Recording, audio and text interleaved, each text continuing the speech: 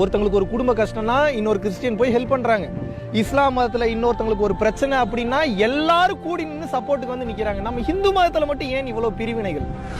இன்றைக்கு தான் இந்து மதம், இதுக்கு முன்னாடி சைவம் வைணவம், அதுக்கு முன்னாடி இன்னும் நீங்க டீப்பா போனீங்க அப்படின்னா குமரி கண்டம், அப்புறம் கொல்லா நெறி, அதுக்கு முன்னாடி இன்னும் டீப்பா போனீங்கன்னா ஒளி வழிபாடு, பசுபதி சீல்னு சொல்லிட்டு ஒரு சீல் இருக்கு, அது சிவனுடைய சீல். அந்த சீலினுடைய வயதை நாம் கணக்கெடுக்கவே முடியவில்லை. 5000 வருடங்களுக்கு மேல போகுது, ரொம்ப பழமையானதா இருக்குதுன்றாங்க. அப்ப நீங்க நினைத்து பாருங்கள், எப்பேற்பட்ட ஒரு தொன்மை வாய்ந்த மொழி நம் தமிழ் மொழி. நமது ஒற்றுமை மட்டும்தான் நம்மை பாதுகாக்கும். தயவு செய்து இந்து மக்கள் அனைவரும் ஒன்றாக இணைய வேண்டிய தருணம் இது. விருந்தோம்பல் சரிதான், வந்தோரை வாழ வைக்கும் தமிழகம் தான், வந்தோரை வாழ வைக்கும் இந்தியா தான். ஆனா நமக்கு சோத்துக்கு வழி இல்லாம, என் குழந்தைக்கு சாப்பாடு கொடுக்காம, என் குழந்தைக்கு வழியே இல்லாம, எனக்கு என் வாழ்வாதாரம் பாதிக்கக்கூடிய வகையில என் வாழ்க்கையை வாழணுன்ற சுச்சுவேஷனுக்கு நான் தள்ளப்படணுமா? கிறிஸ்டினையும் நான் நேசிக்கிறேன், இஸ்லாம் பர்சனையும் நேசிக்கிறேன், ஹிந்துவையும் நேசிக்கிறேன், 84 லட்சம் உயிரினங்களையும் நேசிக்கிறேன்.